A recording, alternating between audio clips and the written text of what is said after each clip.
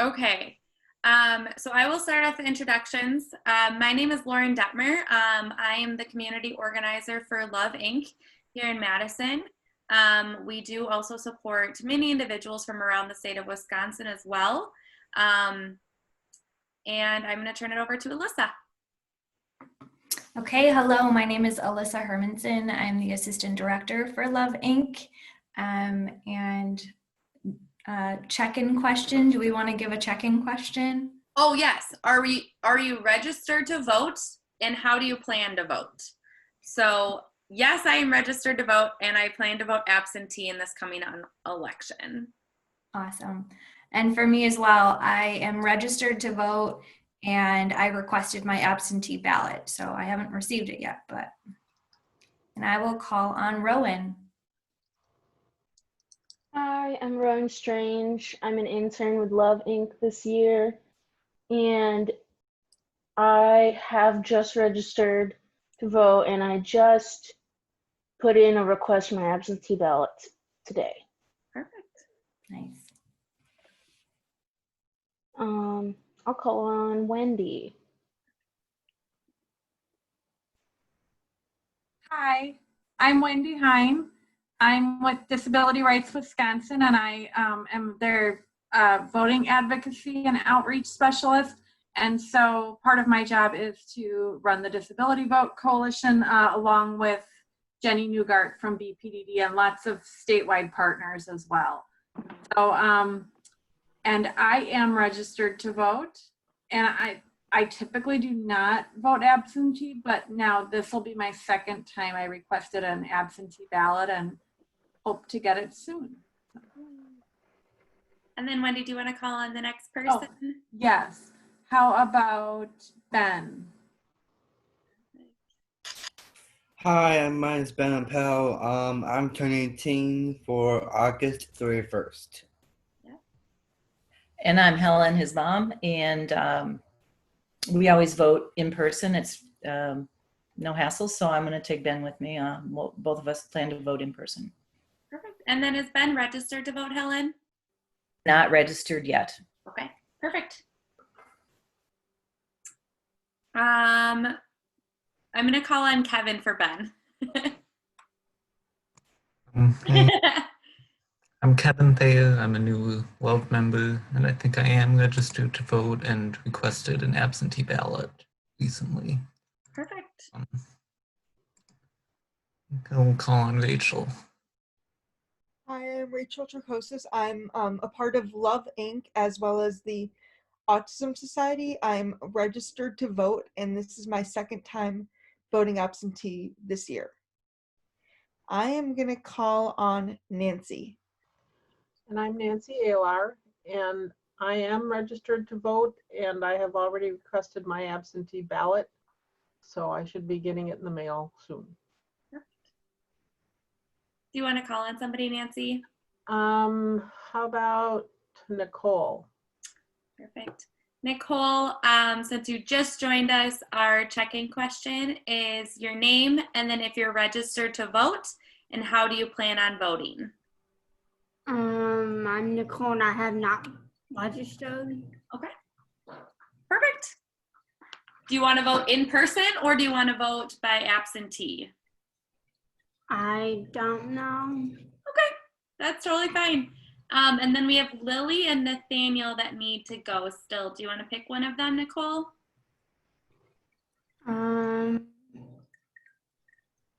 Nathaniel.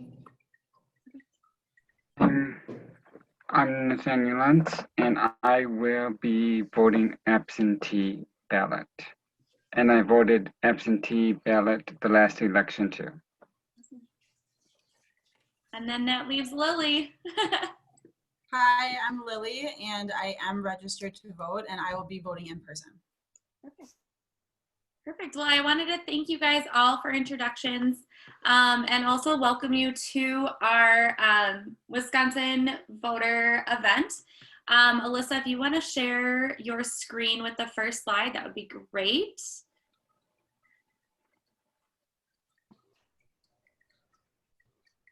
Perfect. Perfect. Thank you, Alyssa. So the, can you go back one slide, Alyssa, real quick? Thank you. So this is actually presented by a few different partners. Obviously, Love Inc., Wisconsin Disability Voter Coalition, through the Sparks Grant, which is through Wisconsin BPDD, as well as the Autism Society of South Central Wisconsin, which Nancy and Rachel are both a part of. Yep. Perfect. A lot of the resources that you will see today are either through the Wisconsin Voter Coalition or the ARC, put out a lot of really great resources. So this is the first part. Alyssa, if you can start the video whenever.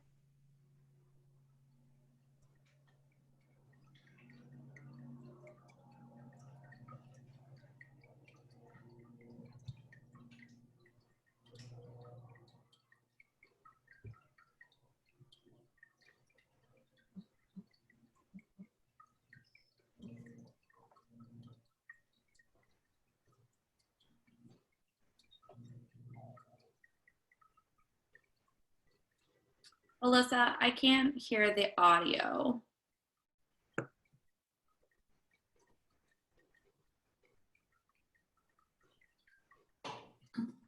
Because I was muted. Okay. I just wanted to make sure. I was like, I'm a first timer. Okay, let's try this again. Thanks, Alyssa.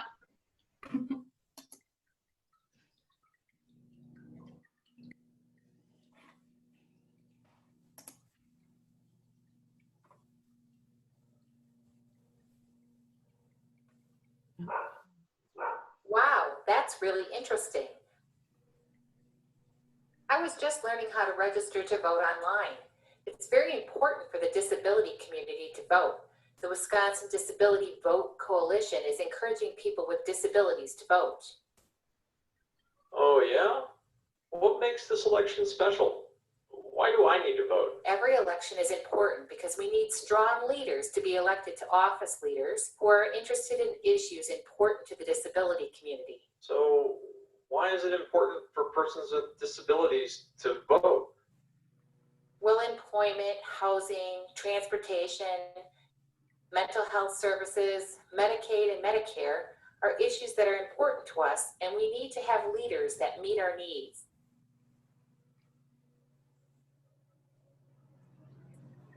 Okay, I will do that.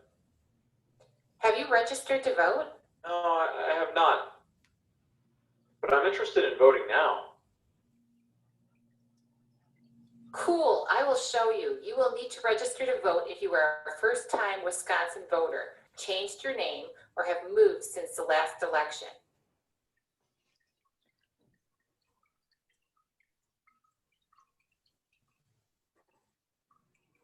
So where do I go? Can you please tell me? Oh, it's very easy if you go online. You must have a valid driver's license or state ID. You can register 20 days ahead of time. There are rules about when you can register online, though. They close the online option 20 days before an election. Okay, where do I go online to do this? I'm not very skilled at using the internet. It's really easy. You need to visit the My Vote Wisconsin website and select the Register to Vote tab and follow the prompts to enter your information. If you don't have a driver's license or valid Wisconsin ID, you'll have the option to print out the forms and mail them to your local clerk's office. Then you will be able to vote. I'm going to go do that now. Thanks so much for the information. You're welcome. If you haven't registered to vote, you can do so by going online at myvote.wi.gov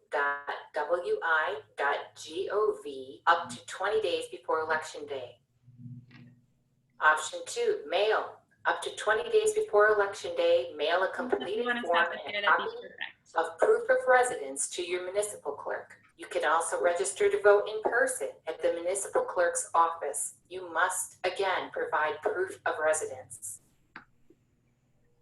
Your proof of residence documents must have your current name and residential address, or You can have a current and valid state of Wisconsin driver's license or state ID card, or a bank or credit card statement, or a paycheck or pay stub,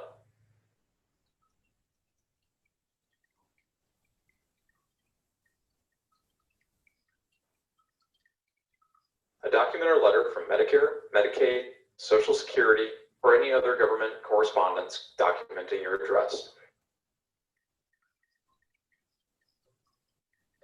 If you are homeless, you can get a letter from a shelter or another agency as documentation of your address for voting purposes.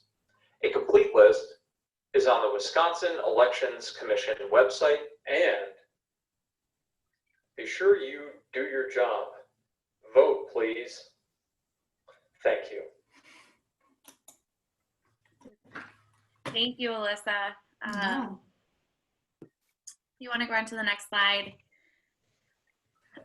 So I was able to meet with one of our members who will actually be joining us a little later and assist him in registering to vote. Similar to how the video had stated, and the reason I picked this video is because it went through each step very clearly, which was great.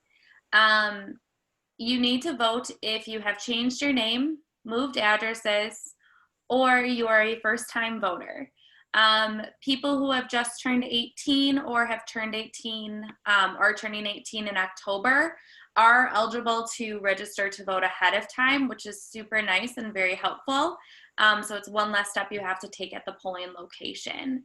Alyssa, if you want to click the how to register step by step. Sure. Got it here.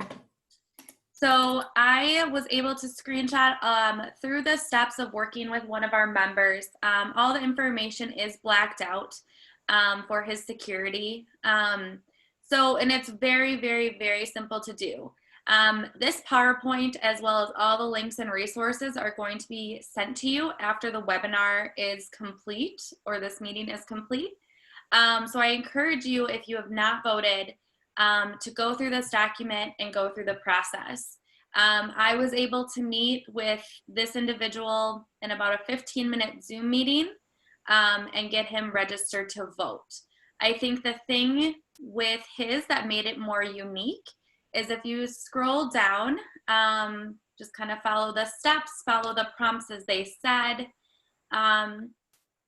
If you do have a struggling with reading, you might need support getting things read out loud too, and that is totally okay. And he did not have a valid Wisconsin ID for his picture. So one of the things that we were able to do is, Alyssa, I'm gonna have you stop right there. Okay. So step 9 and step 10 are only if you don't have a Wisconsin ID. He was able to not only email the form to himself and his mom, who is supporting him, but also download the form right away, and then access that form to print it out and bring it to the city clerk's office. And the form had the address on it, as you will see here. And then I reminded him and his mom what needed to be entailed. The important parts of what the form will look like is the first page. You will see where to mail it or where to do it in person. And then the second page it's really important that you sign the form. So then it's complete, especially if you mail it. And right on top of the form, it will say you are not yet registered to vote because you need a proof of ID, which we will go through. And Alyssa, if you just want to scroll down. And then this is the other really important part. I needed to do this because I recently had a name change and an address change since the last election. So I was able to go in and do so with my photo ID. I did it all online, followed all of the steps, very similar to registering to vote. The only difference was I took a picture of my ID using the same camera I'm actually using now for this video. and attached it and uploaded it. So this is the actual photo I uploaded. They approved it. And that's how uploading a photo works. If you do need support uploading a photo, either myself or somebody in your circle of support would be more than happy to help you. You can also capture the your photo with with your just basic cell phone, and then email it to yourself to attach it to the document online. Awesome.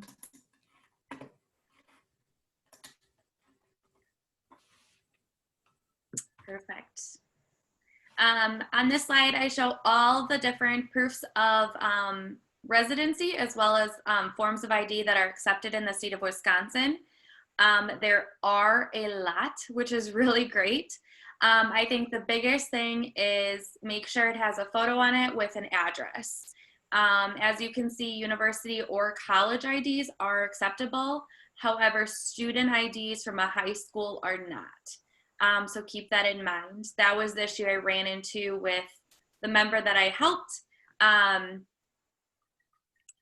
He needed support because he did not have a photo ID other than his school ID. And then Wendy just put in the chat to clarify, if you do not have an ID. So to clarify my example of the voter who did not have the ID, unless the voter request status is indefinitely confined absentee ballot, the voter will need an acceptable photo ID to actually vote. So thank you, Wendy, because I did not know that fact. So unless you are registered as somebody who cannot leave your house to vote, and you have to vote absentee for all elections in the future, you will need a photo ID come November, which we talk about later in the presentation. So, and then even a paycheck, if you don't have a photo ID to get registered to vote, any of those can be helpful as well. Next slide, Alyssa. Perfect. So finding my polling place. We are really lucky in the city and area of Madison, as well as Wisconsin in general. We have a wide selection of voting locations and polling places available. Even with the April election, there was multiple places where you could vote. So in order to find your polling place, you go to myvote.wisconsin.gov. You're going to select the button, Where Do I Vote? And fill in your needed information. This information will, all it is your street address, your city, and your zip. Click Submit, and then it will actually pull up your specific location, which is very nice and very helpful. I plan to check mine come end of October just to be sure that it hasn't changed since the last election. And especially with COVID right now, it is really important you go and check this because some polling locations have changed. Next slide, Alyssa. Okay, so I really like this video. It was sent to me by one of our members in the Love community. Our city clerk is greatly entertaining and created this video about how to register for a absentee ballot. And then I also have a how-to go through as well in this slide. So you guys can go through that on your own time because they do talk you through it relatively well through this video.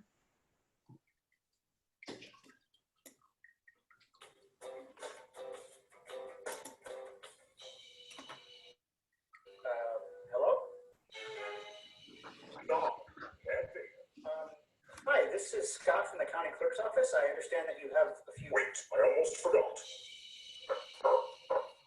Better safe than sorry. Yeah, it's good to be safe. What can I help you with today? Cease your yammering, Commander. I am trying to apply for an absentee ballot and I'm lost. I have failed myself for the last time. Okay, it's super easy. You go to www.myvote.wi.gov and click on the circle that says vote absentee. Okay, I did that. Am I done? Not quite. I don't know. I feel pretty done. You just have a couple more things to do. Just take a few minutes. You fill in your first name Share. and your last name. Vega. This is easy. Your date of birth. Long, long ago, in a galaxy far, far away. Okay, did it. Thanks. See you later. Wait, what? Not done yet. Come on. You got to click on request absentee ballot and make sure that you check the box confirming that your name is correct and your address is current. If you want your ballot sent to a different address or you're indefinitely confined to your house, you should check those boxes as well. This machine is now asking for my ID. Your ID. It looks like it's not on file, so you're going to want to click the box that says upload photo ID. You're going to want to click the box. No, I'm already registered, guy. You have to click the box. Okay then. And now you can take a picture. Oh, a selfie. I love taking pictures of myself. I'm very photogenic when the helmet is on anyway. No, Chad, you can't upload a selfie. It has to be a photo of your driver's license, your state ID, or your passport. Oh, you mean this thing? That's it. Now click where it says upload photo ID, take a picture of your ID, click attach. I command to attach. You can't just command it, Chad. You have to push the button. It worked. I did it. I am the greatest. Looks like you're good to go. You should receive your ballot soon, and you can even track when your ballot was mailed to you and when the clerk receives your complete ballot. Okay, good talk. Bye-bye. Absentee ballot registration is now complete. Now back to arguing with people on Facebook. That makes no sense.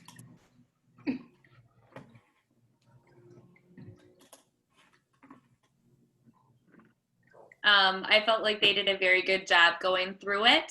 However, I was able to get somebody, support somebody else in requesting an absentee ballot and screenshot the steps for you as well. So this goes through each step by step, including how to upload a picture. Once again, if you do need support with that, either somebody in your circle of support, or you can contact myself with questions. Just clicking a lot of boxes and making sure that everything is scanned in accordingly. And then how to upload a photo. And then I think the last one is pretty important, like what election do you want to register for?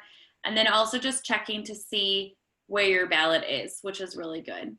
You want to make sure you verify all your information. It will not let you proceed if you do not. And then waiting for your ballot to arrive is the next step. I have a question, Lauren. Yeah. About the hours, because my clock, her hours switched and her days switched. So she was able to work 3 days a week back in the spring. And then when COVID hit, she only could work, well, 5 days, excuse me. And then she had to go down to 2 days. Okay, are So, you so our clock,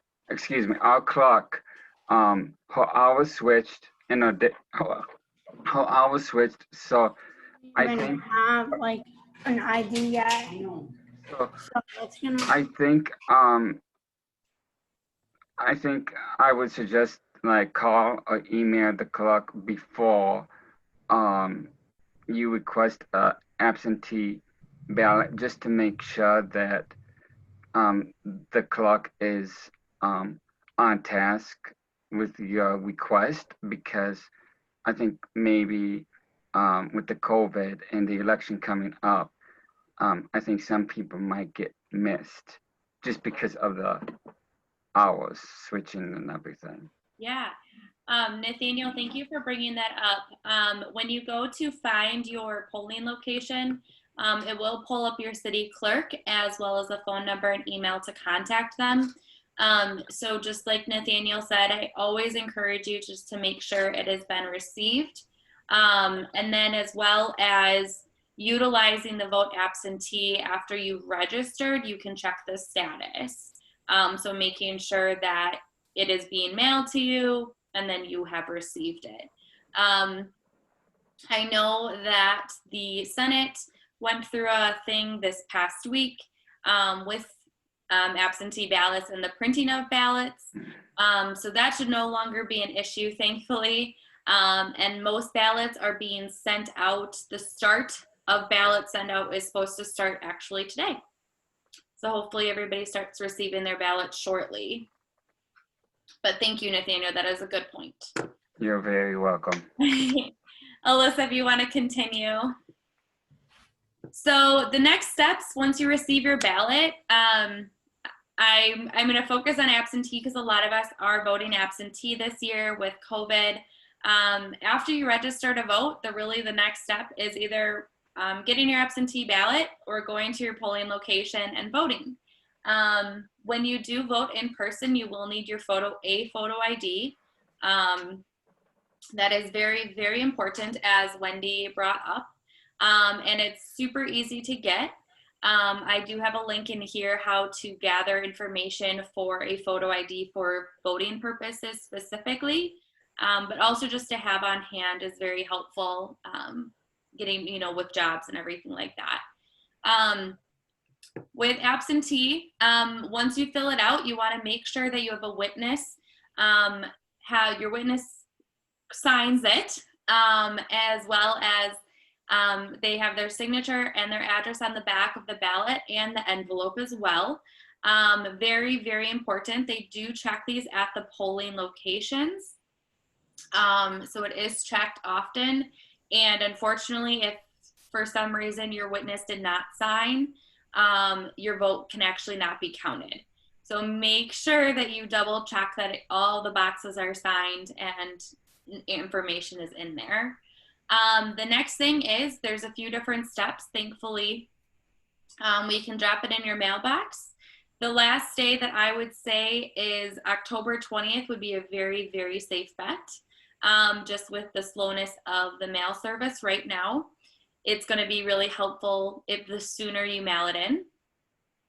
You can also bring it to your local city clerk's office, which again, you can access from the Find My Polling location. You can put it in a Dropbox location, and these are secure drop boxes. This is a newer system in place this year. So I have provided the link for the City of Madison Dropbox locations. But if you are able to Google it in your city or your area, I can almost guarantee there will probably be a Dropbox, libraries, government buildings, etc. And then for some reason, you can also do absentee in-person voting, which I, again, did not know about until I researched it. So this is something that can be done August 20th through November 3rd, just to avoid the crowds of the polling locations. There is a list, and these ones are specifically for Madison as well. So it is very similar to voting in person, but also you will have an absentee ballot to fill out. And then also just a next step as well, we encourage you to attend our October event, which is October 13th at 5 o'clock here on Zoom. The Zoom link is in a later slide. And we will be going over your ballot and what you might see on your ballot and even how to fill it out, because it's a very long and there's lots of words and lines and everything. So it can be a little overwhelming at times. So we encourage you to attend that event so we can support you in that process as well. This is more for parents who are on. I know Helen is on, as well as if you are supporting someone who has a disability. These are some tips of how to support your loved one in registering to vote. So this is the earlier process. You want to check your guardianship paperwork. Wendy is going to talk more about that, so I'm going to let her take that. It's also important that you can support your loved one in registering online, walking them through the steps of the PowerPoint that I created. You can support them in gathering the necessary documents, identifications, pay stubs, bank statements, anything needed to prove your residency. Also in obtaining proper identification if needed.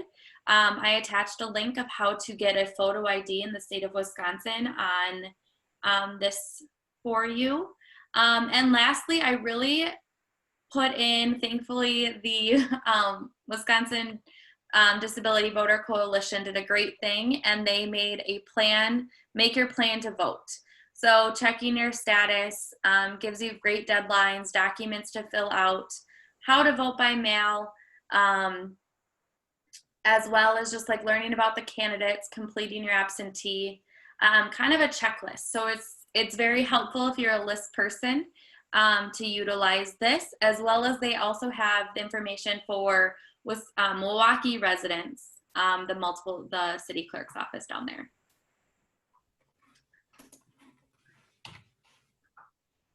And with that, I'm going to turn it over to Wendy from the Wisconsin Disability Vote Coalition.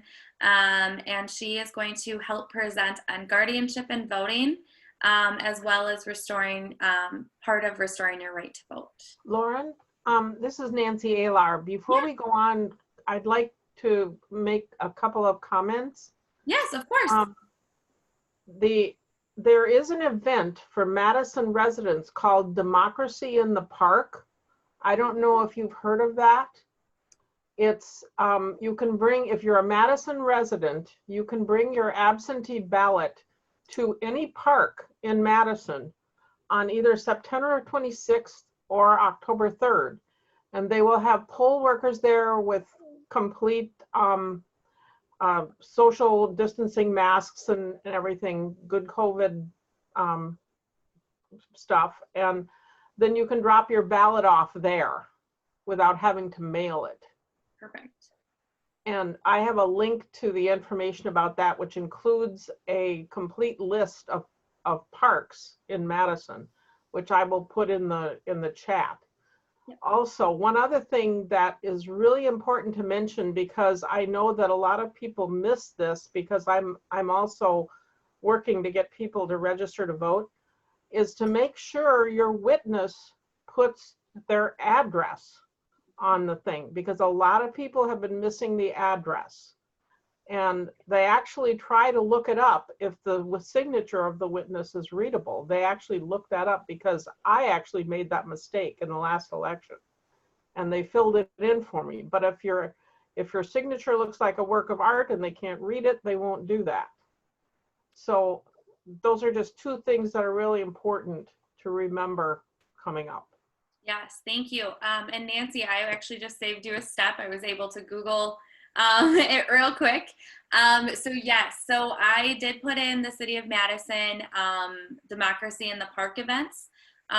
Like Nancy had said, there is two. And the list.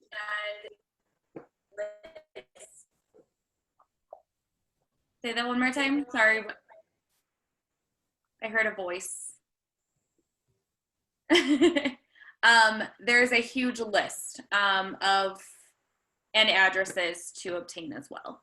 So. And I'm not really sure about this, but I think it's only for Madison residents with absentee ballots. Correct. So like I'm a Cottage Grove resident, I cannot do that. Correct. From what it looks like it is City of Madison voters only. So. Thank you for bringing that up. So if you are a Madison resident, I encourage you to look into this. Perfect. And then Alyssa, if you want to hop back to the slide, that'd be great. Sure. And I will let Wendy take it over. Hi, I'm Wendy Hine. And I'm going to talk to you about guardianship and voting because perhaps some of you either have a guardian or will be going through guardianship proceedings or will be helping people who are doing that. So that can, in Wisconsin, guardianship, when you, could you go to the next slide, please? Yeah, of course. So guardianship is not a reason in Wisconsin to that in Wisconsin, a person retains the right to vote unless the court specifically takes that right away. So when you get finished guardianship, you get documents, and on those documents, there's unless you went through guardianship many years ago, that there are still people who have guardianships that don't have this, and we can help you. You can call us at our 1-800 number. I'm going to give you that and put it in the chat box after a while. We can help with any voting questions. But so there are people who have these guardianships that aren't written out as clearly as this, but current guardianships have many checked boxes. And one of those boxes talks about removing the right to vote. So if the judge checks that box, then the right to vote is removed. And what will happen then is then the person no longer has the right to vote. And we've actually worked with people who found out, and I'll talk to you more about that in just a few minutes, but who've restored that right as well. So we often hear from people who don't know where to look on their guardianship paperwork for that information. And so we have this really fantastic brochure that's called Guardianship and Voting. And we actually, on that brochure, it tells you exactly where to look on your guardianship paperwork. And that's available at the Disability Vote Coalition website. So, so basically a person so like if you think about like a computer and the default setting for going through guardianship is that you retain the right to vote in Wisconsin, unless the judge decides to remove it. So we'll talk more about that. We can look at the next slide. So what does that mean? Only a court can take away someone's right to vote. So local election officials, care workers, other people cannot take away a person's right to vote. We hear a lot of times, especially from older adults who maybe live in a care facility or a group setting, we hear from their workers, well, we don't think she really can vote. Well, if the court says that a person can vote, if they have not removed that right and the voter would like to vote, then they have that right. And we tell care workers, you know, as the person supporting them, if they have a desire to vote and they have the right to vote, then you have the responsibility to help them do that. So even if someone doesn't think a voter understands what an election is, it's not up to them to decide. Only the court can decide that. That right stands with the court. There's no requirement. So we hear from parents a lot who say, you know, we're going to go through guardianship with our young adult child, and we don't know what they need to know to vote, or how much do they need to understand. So there's no requirement that voters have this really intricate understanding of the entire election process. So the voters need to understand, like, that we're deciding between two candidates and we want to choose somebody who values things that we value. And that can mean lots of things to lots of different people. I mean, there are people, if you went to the grocery store line and you said to each person, what is it that you're choosing between when you choose a president of the United States? I mean, as an American, you have the right to choose between who you think has nicer hair. And that's okay. I mean, you know, a lot of us might say that we would prefer that you have different value judgments. And when we train voters about how to make an informed decision, what the person looks like is not what we talk about. But as an American voter, that is your right. And so really all that a voter needs to understand is the very basic framework of that you're choosing the people that are in charge. End of story. We talk a lot to voters about choosing care workers, or choosing when they were in school, if they could choose a teacher. What did it feel like to them when they had a teacher that they connected with, or a care worker that they connected with? And what was it about that person that made them connect? Usually it's that things that are important to them were important to that person. And so that's how we choose leaders too. That's how we want to choose our our elected leaders, because they're going to make big decisions that affect us. So, but it's just that basic framework that people need to understand. A person should only lose the right to vote if they're incapable of understanding the purpose of an election. That's a tricky thing. So that means that somebody could go to a guardianship proceeding and really not have a grasp of the election process today, but have the capability to understand it if they were taught. Those people should still retain the right to vote. Now, we are also on the other end of this working with judges and court systems to help them to do, and I don't do that part, but like our advocates are working with them to help them better understand, you know, how people's capabilities might come across in a courtroom and understand all these things. But a person really who has the capability of understanding an election should retain the right to vote. So I often think of, like, if you can choose between two things, what you like better, you should be able to retain the right to vote. So I meet lots and lots of people who tell me that they don't have the right to vote, and I feel shocked because the conversations that I have with them would certainly make me believe that they would have capability to understand the purpose of an election. So that those are things to know when you're going into guardianship, or when you're thinking about the possibility of trying to regain voting rights. So we could go to the next slide.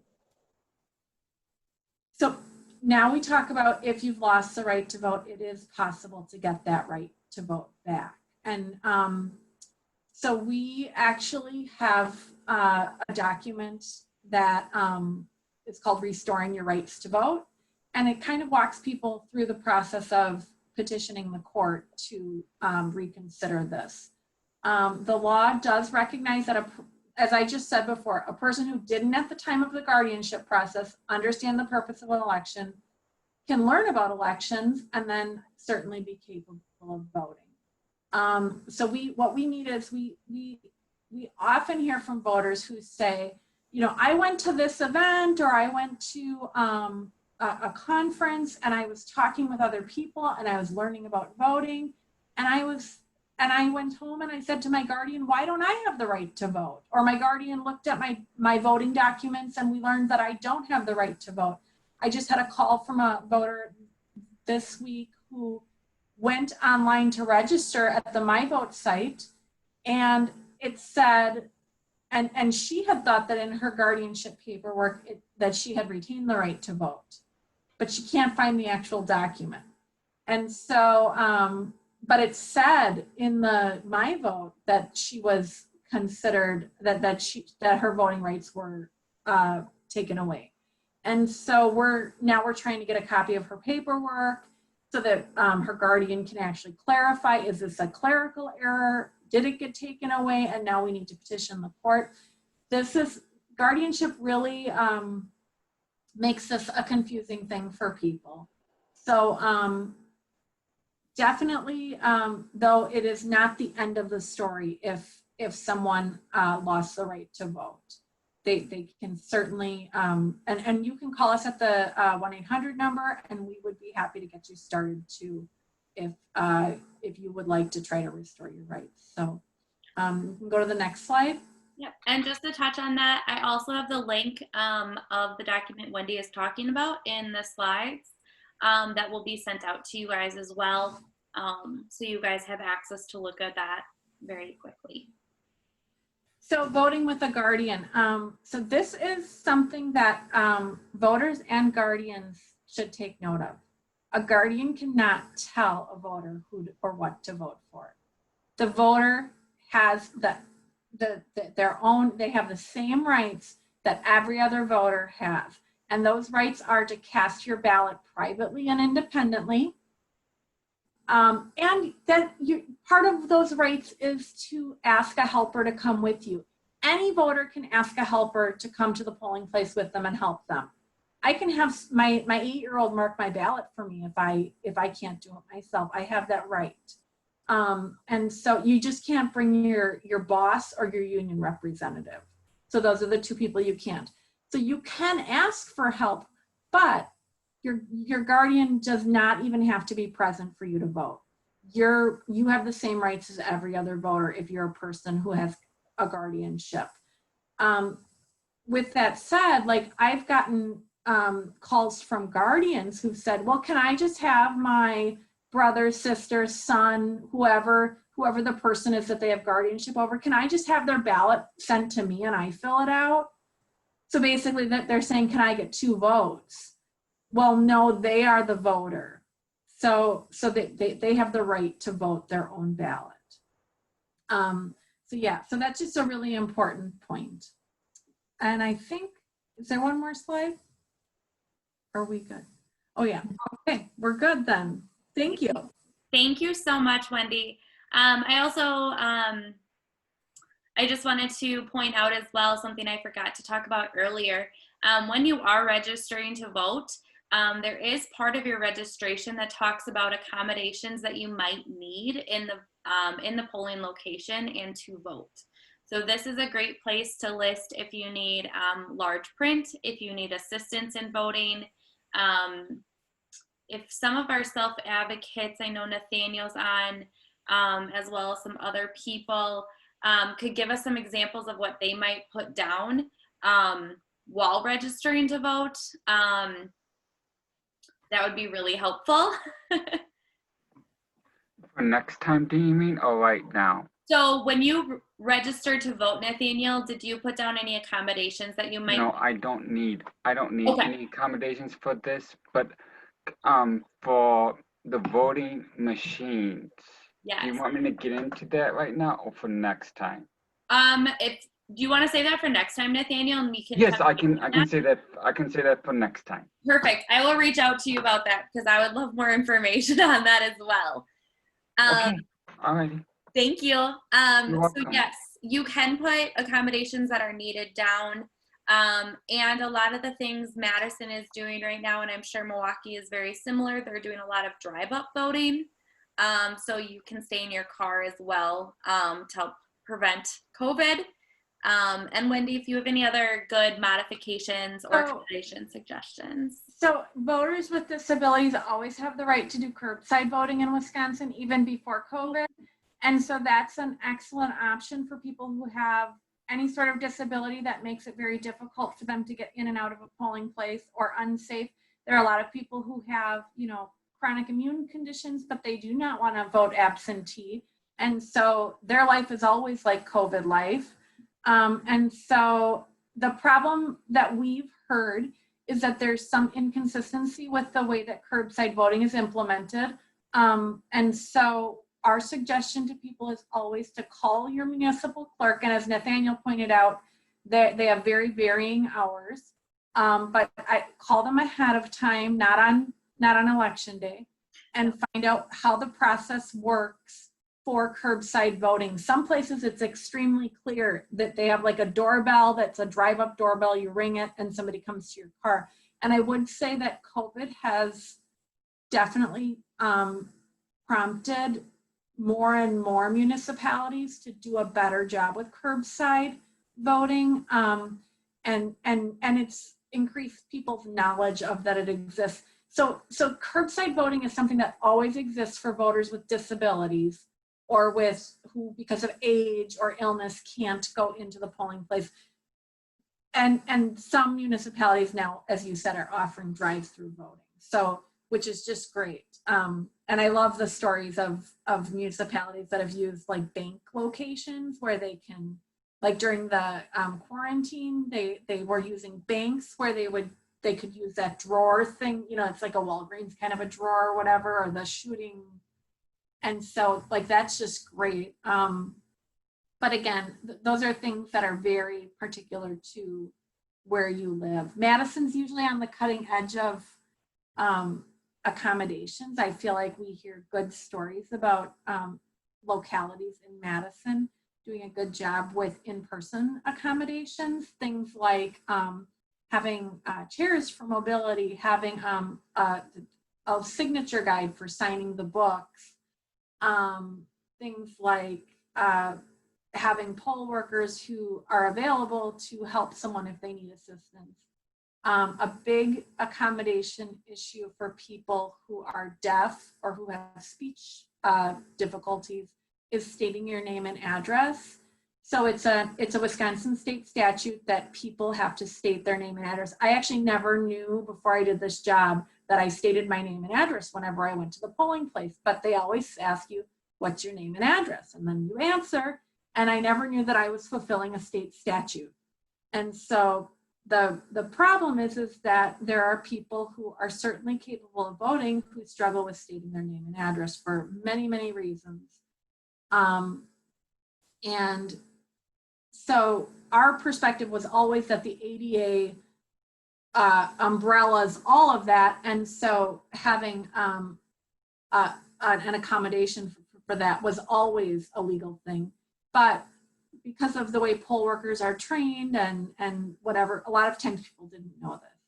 And so we heard such difficult stories where, you know, if you're going over all these obstacles, and you get there to vote, and then the poll worker gives you a hard time about stating your name and address. Like we heard from a deaf voter who said, I'll never vote again.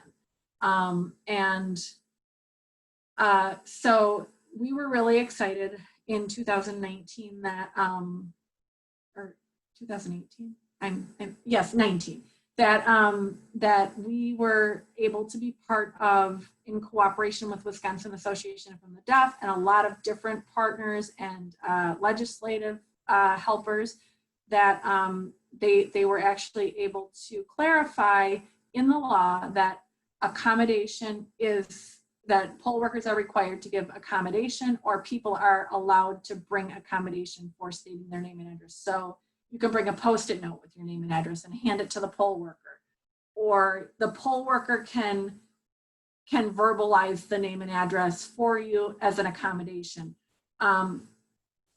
So that just really, what it did was it clarified for poll workers so that they understand a process. And so our hope is that it means one less obstacle for voters. Yes, thank you. And I know, coming from the standpoint of, I was a poll worker in the April election, and they were very desperate for poll workers, as you will see in the upcoming election as well, just with COVID and people not wanting to be around people. I was a poll worker and I was not aware of that. I knew that you had to state your name and address. So that is very good clarification for all future poll workers or anything out there, that is something you can do. So thank you, Wendy, because I didn't even think about that accommodation. And there's always somebody available to read your ballot out loud to you, as well as there's a machine that Nathaniel was talking about, and we'll talk more about in our next event, that can help you vote as well. So I wanted to open it up for questions. If anybody had questions, comments, other issues that they might have encountered in the polls in the past that they would like to discuss. And then Alyssa will be launching a survey. It is just a Google form survey. If you could just take the 5 minutes to fill that out for me really quick, that would be great. And then I will make sure I have everybody's email addresses so I can send you the PowerPoint to utilize. So I'm going to open the floor up for questions right now. Go ahead, Helen. Of course, I always have questions. Okay. So, you know, it was, you mentioned that we could vote or register online and the other ways in person at the clerk's office, but also you can vote, you can register on the day of voting. What requirements, how long does it take, and what requirements do you need in addition to doing it online or otherwise? Yeah, so honestly, I will say this because I experienced it. I was able to help people register to vote in April's election. And you need your ID, you will need a photo ID, a proof of residency, as well as if not, someone to support you in filling out the form. It is a pretty lengthy form, as you could see from the example that is in the slideshow. You can print out the form, so fill it out online, print it out, and bring it to the polling place, and they will accept that, as long as the signature is done in front of them.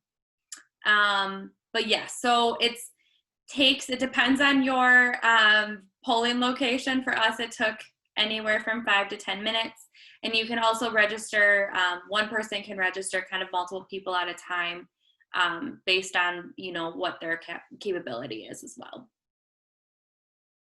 So it just really added an extra step. And then it was nice because as soon as you registered, you kind of skipped the step of signing the poll book, and got your number right away to get your ballot. I do have one more question. So you mentioned that there would be a support person that could read the ballot. So if Ben just went up on his own, there would be somebody else there that could support him and help him understand, you know, the choices. Yes. From my understanding, poll workers are able to read the ballot out loud. They can obviously not tell him who to vote for, anything like that. And the Wisconsin Voter Coalition put out a really great video. Wisconsin Disability Voter Coalition put out a really great video on, you know, how to support somebody in voting, in-person voting, as well as we can touch base on that with the machine that Nathaniel was talking about at our October event, because that can also support that. Any other questions? I thought I had heard at some point in the conversation somebody say that they don't know how to get their ID or an ID to start the process. Is that something that someone was experiencing? No? Okay. For Ben? Well, when he turned 30 or 18 on the 31st, we went down to the DMV. On the DMV website, it's really clear as to what documents you need. You can get a free voter ID, and if you have all of the actual correct documents, you can actually get the free voter ID, which is actually the real ID, for free, you know. And it was easy. And when we went on that day, it really took us, I mean, it was the easiest DMV trip I have ever made. We didn't have to make an appointment. We just had to wait if there was a crowd. We just had to have all the documents, the birth certificate, the Social Security card, proof of residency, pretty much those. Yeah, I was just going to show, Lauren, you had it in the slide. And then Helen, I just want to quick clarify, were you able to do that at one of the like super small DMVs in Madison? No, we went to the main one out on off of Deming Way in that area. Okay, I know there is some smaller ones, and for name change purposes, I was able to just do it at one of like the smaller DMVs. I almost call them like pop-up DMVs.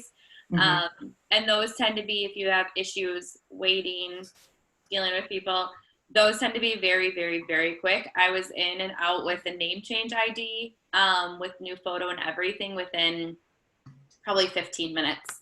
So that's great. Yeah. So on this slide, as Lauren said, she'll be sharing this after. If you click here, it'll take you to this, which is likely what you're talking about, Helen, where it lays it all out there for you. So I just wanted to make sure that that was known. So I had two comments on that. The first of all, it sounds like most of you are from like the Metro Madison area, so this may not affect you, but we have heard statewide that a lot of DMVs have changed their hours and have quite limited hours. So that's something to be aware of if people need an ID, that it may have to be at an inconvenient time for them. So again, our big mantra with the whole COVID voting is plan ahead, do it soon. The other thing that I wanted to mention when Helen was talking, that that receipt that you guys got with Ben's picture, I'm assuming. You probably got a receipt that looked like the coolest receipt you've ever gotten. That receipt actually, like if they had waited until the day before election day to do this, and Ben wanted to go in person and vote, he could use that receipt as his ID to vote. That receipt does work. So it was on the picture that Lauren showed, but it's just, I feel like that's a surprising thing to people that would work, but it does work as your ID. And I do think one of the great things that the DMV is doing, kind of like Helen mentioned, is you can get a free voter ID, which I think is great, especially because it is a real ID. So if you, for some reason, don't need your driver's license and don't need to pay for that aspect of the ID, this is definitely the way to go.